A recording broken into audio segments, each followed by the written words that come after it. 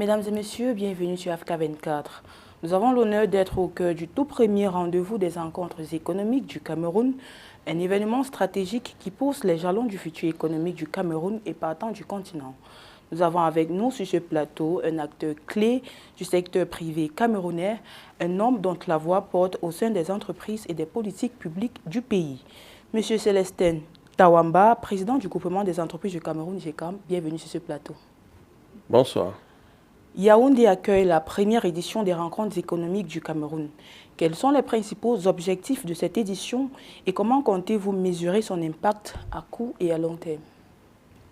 L'objectif principal, c'est d'abord de remettre l'économie et l'entreprise au cœur du débat politique, du débat économique. Vous savez que nous sommes dans une année électorale dont on parlera beaucoup de politique. Mais il faudra que dans notre pays où on parle beaucoup de politique, qu'à un moment donné, et à partir d'aujourd'hui, au moins une fois par an, on parlera de l'économie. Parce que ces rencontres économiques se veulent annuelles. Donc, tous les ans, on mettra l'économie au cœur de nos discussions. Et il s'agit aussi d'un moment où nous allons discuter, c'est vraiment mettre en œuvre le dialogue public-privé et éviter de faire de l'entre-soi. Les dialogues que l'on fait à Douala, le fait de rencontrer les ministres individuellement, ne suffisent pas. Il faut un moment où on puisse se rencontrer. Et ça ne vous a pas échappé que ces rencontres sont sous la présidence du Premier ministre du gouvernement. C'est de montrer l'importance de ce dialogue-là. Et enfin, c'est de mettre en perspective les potentiels du Cameroun. C'est également un pays d'opportunités. Et c'est donc l'occasion de célébrer les champions, de célébrer l'expertise camerounaise, de donner de l'espérance aux jeunes, de donner de l'espérance à notre économie et de montrer que le Cameroun est capable, malgré les difficultés, d'être cette terre d'investissement. En parlant de cette première édition, quels sont les principaux résultats que vous espérez voir émerger pour les entreprises locales à l'issue de cet événement? Mais les résultats, d'abord, il y a le nombre. Les participants, on peut se féliciter du nombre et de l'engouement. On a compris que c'était attendu, c'était la bienvenue et nous espérons qu'on va pouvoir maintenir cette flamme-là. Donc, compte tenu de l'engouement, et d'ailleurs on s'excuse de ce qu'on n'a pas pu honorer toutes les demandes qui étaient soumises à qui nous étaient soumises. Donc, autre résultat, ça a été une coproduction, puisque je parle aux médias, avec le Premier ministre, donc avec les autorités. Donc c'est une réussite de ce côté. Et puis nous aurons la preuve de l'impact de ça au terme des travaux qui vont être demain, puisqu'il y a 8 ateliers, il y a 4 ateliers qui sont en train de se tenir en ce moment. Et tous les ateliers, les salles sont pleines. C'est de montrer justement le fait que c'était attendu, l'économie est entre les mains des acteurs, c'est eux qui doivent parler, et puis la réussite dépend aussi justement de leur capacité, de leur implication. Et nous sommes heureux de voir qu'ils sont impliqués et pleinement impliqués. Selon le rapport Doing Business de la Banque 2023 de la Banque mondiale, le Cameroun fait face à plusieurs défis en matière de climat des affaires. Alors, quelles réformes concrètes recommandez-vous pour améliorer l'environnement entrepreneurial et attirer plus d'investissements étrangers? Mais vous avez également constaté que, et d'ailleurs le keynote speaker ce matin a montré, le déficit en termes d'investissement direct étranger au Cameroun. Nous sommes à une moyenne de 799 milliards, pendant que les pays de niveau comparable sont à 2 fois plus. Ça montre la nécessité de tout faire pour attirer davantage d'investisseurs. Et pour cela, il faut d'abord rassurer les investisseurs d'une vision économique qui permette aux investisseurs d'être rassurés par une garantie d'un environnement juridique qui soit stable. Il faut pour cela également combattre de manière très efficace la corruption, qui est un vrai problème, pour attirer les investisseurs, parce que les investisseurs étrangers notamment, nous encore on peut être habitués, parce que c'est un peu dans nos habitudes, et à la limite, mais les investisseurs étrangers ne sont à cran face à la corruption, donc il faut véritablement améliorer cela. Et puis, il y a les facteurs structurels. On ne peut pas industrialiser un pays sans énergie. C'est vrai, l'État fait beaucoup, des gros investissements ont été faits ces dernières années, mais nous pensons que nous faisons souvent peu et tard. Maintenant, nous invitons à faire beaucoup et vite. Sur le plan des infrastructures routières, on a également un gros problème de déficit, de qualité, de dégradation. Et pour cela, il faut comprendre que ce n'est pas avec l'impôt que l'on crée les routes. C'est justement avec les IDE. C'est changer la manière de faire la politique d'investissement, de construction des routes, les PP, un certain nombre d'outils qui permettent de financer. Pour cela, il faut pouvoir communiquer, faire du lobbying auprès des investisseurs, auprès des partenaires pour qu'on puisse nous accompagner. L'industrie manufacturière ne représente qu'environ 14% du PIB camerounais et le pays reste fortement dépendant des exportations de matières premières. Alors, quelles sont les stratégies qui doivent être mises en place pour stimuler la transformation locale et créer plus de valeur ajoutée? Écoutez, c'est un discours que j'entends tout le temps. On dit qu'on est essentiellement dépendant des matières premières. D'abord, dans tous les pays du monde, on importe la matière première. Je crois que vous avez suivi, hein, c'est pas un secret. Trump est en train de vouloir faire signer un accord avec l'Ukraine pour les terres rares. Donc, il a besoin de matières premières. Mais le problème de fond, ce n'est pas l'importation de la matière première. C'est de savoir quels sont les avantages comparatifs que nous devons avoir. Et pour cela, il faut être capable de le transformer. Je ne pense pas que nous, ici au Cameroun, nous consommons beaucoup de café. Alors qu'en Europe, tout le monde consomme du café. Donc, est-ce que vous pensez que moi, en transformant la matière première ici, il faut déjà qu'il y ait un marché local qui soit capable de consommer, qui soit capable d'absorber une partie des coûts.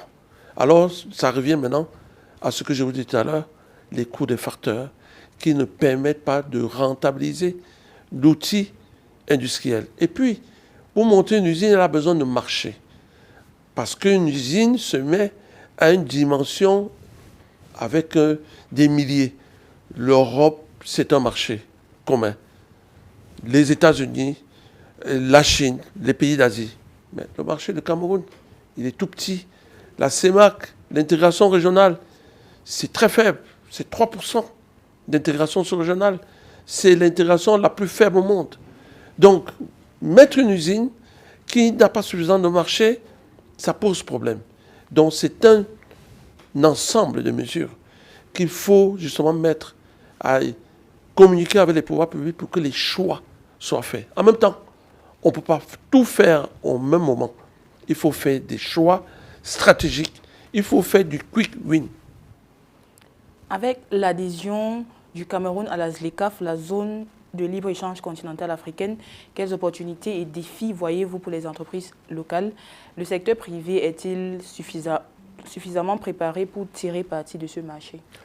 Bon, déjà, la ZLECAf aujourd'hui, pour moi, c'est de l'incantation. C'est une belle initiative, je peux saluer cette initiative. Et en même temps, c'est l'avenir de l'Afrique. L'Afrique doit écrire son narratif. Et son narratif ne peut s'écrire qu'à travers la zone de libre-échange. Ça demande une volonté, un africanisme poussé des gouvernants et des consommateurs de sortir de cette... Vous savez, il faut qu'on puisse amener les gens à consommer africain. Et pour cela, qu'on puisse libérer les marchés, les couloirs, les routes, les infrastructures. Donc, il ne suffit pas simplement de dire c'est une opportunité. Oui, c'est une opportunité. Mais si déjà vous n'arrivez pas à faire la petite intégration sous-régionale, comment pouvez-vous imaginer d'aller plus loin? Si je n'arrive déjà pas à exporter au Gabon, ce n'est pas en Côte d'Ivoire que je peux Du moment où vous n'avez pas la maîtrise du transport maritime qui est entre les mains des Européens, je ne vois pas comment vous pouvez. Du moment où vous n'avez pas la maîtrise de la monnaie entre vous, comment est-ce que vous allez stabiliser, faire des compensations entre vos échanges? Ça veut dire qu'il y a encore un certain nombre de facteurs structurants qu'il faut mettre sur pied avant même d'imaginer que ça peut arriver. Dans cette même perspective, quelles sont les actions concrètes qui doivent être entreprises pour renforcer la compétitivité des entreprises camerounaises sur le marché continental? Très simple, il y a beaucoup de choses. Premièrement, il faut l'énergie. Réglons d'abord le problème de l'énergie. Donnez-nous l'énergie à bas prix, déjà de qualité. Il faut qu'elle l'ait en quantité. Ça, pour nous, c'est la première des choses. Tout de suite, on donne l'énergie aux entreprises camerounaises, elles deviennent le poumon de l'Afrique centrale et même de l'Afrique. Deuxièmement, les infrastructures routières, rurales, pour réduire les coûts, justement, de transport, faciliter les sorties des produits vivriers. Ça, c'est un autre problème. C'est deuxième chose. Troisièmement, c'est les questions de sécurité juridique, naturellement. Et enfin, c'est une gouvernance qui doit mettre l'économie, les entrepreneurs au cœur de la politique. Il ne faut pas regarder l'entreprise comme une concurrence.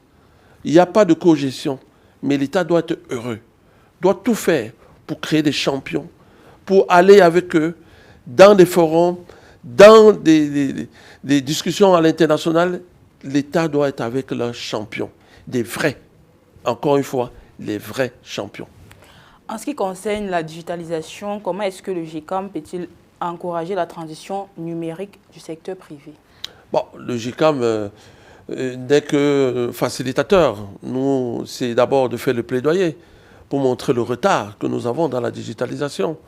Le fait que nous avons la chance d'avoir, nous étions les tout premiers à avoir le câble souterrain par rapport avec Amtel. Bien, est-ce qu'aujourd'hui on s'y profite totalement de cet avantage comparatif que l'on avait? Il y a aujourd'hui, au moment où on parle de l'intelligence artificielle, on comprend qu'on est très en retard dans l'Afrique en général. Donc, pour revenir à votre question, le GICAM joue son rôle d'abord du plaidoyer, d'être l'interface entre les entreprises du numérique, les entreprises qui sont dans la communication et notamment le ministère, pour que justement on améliore la qualité du service. Et aussi, c'est aussi interpeller les acteurs qui sont justement dans ce secteur-là, de jouer pleinement leur rôle, d'investir massivement pour améliorer la qualité du service. Pour conclure, le secteur informel représente près de 90% de l'emploi au Cameroun. Comment concilier la nécessité d'une formalisation accrue avec les politiques fiscales attractives pour éviter d'étouffer les petites entreprises? Alors, c'est toujours l'histoire de l'œuf et de la poule. Vous mettez la fiscalité. La fiscalité aujourd'hui est devenue comme une barrière, un périmètre d'accès aux entreprises informelles pour entrer. Parce que du moment où vous taxez le chiffre d'affaires des entreprises et qu'il n'y a pas de corrélation entre le chiffre d'affaires et le revenu, en général, les entreprises auront du mal à rentrer dans le secteur formel. Et il faut donc que l'État arrive à se faire violence et se dire que cette politique de collecte qu'on a mise en place il y a quelques années pour de contribution, d'appel aux entreprises de contribuer à l'effort pour qu'on puisse atteindre le point d'achèvement qui avait mis en place ce système d'impôt sur le chiffre d'affaires, qu'il faut en sortir pour revenir à une fiscalité sur le revenu. Ça va permettre d'élargir l'assiette fiscale. D'accord? Et puis, il y a d'autres mesures que nous avons eu à proposer, notamment au ministre des Finances, dans le cadre justement de ces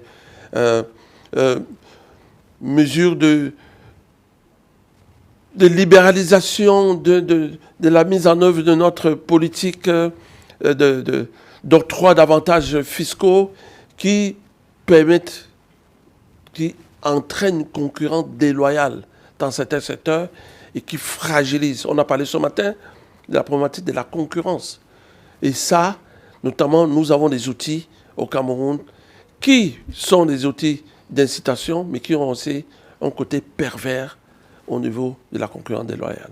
Merci. Monsieur Célestin Tawamba, président du groupement des entreprises du Cameroun, GECAM, merci d'avoir été l'invité d'Africa 24. Je vous remercie et merci pour votre participation et votre accompagnement aux côtés du secteur privé et puis du GECAM, du gouvernement dans le cadre de cette première édition, en espérant cette édition qui se veut annuelle, que vous pourrez être partenaire définitif à ces rencontres économiques du Cameroun. Merci beaucoup. Merci d'avoir suivi cette édition de l'interview. L'information continue sur Africa 24.